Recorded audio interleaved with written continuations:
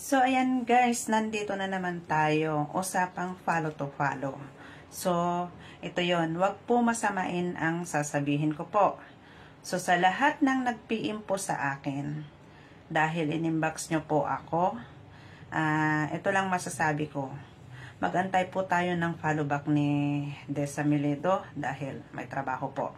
So, ito yung way na tama.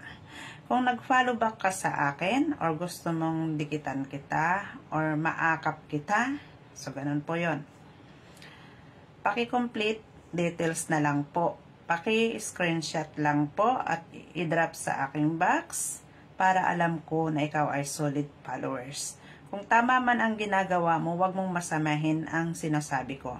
Dahil hindi lang naman ikaw yung nagko-comment or nag-follow or solid na followers.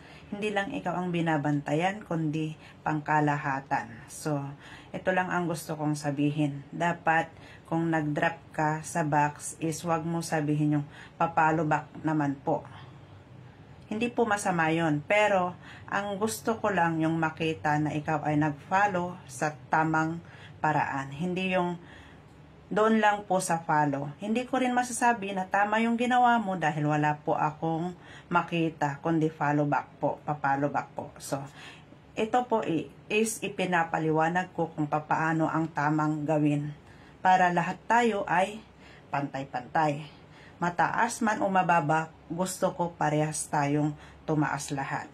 Kaya, ginaguide ko po kayo sa tama, wag pong ma-open sa sinabi ko dahil gusto ko malinis ang gawa.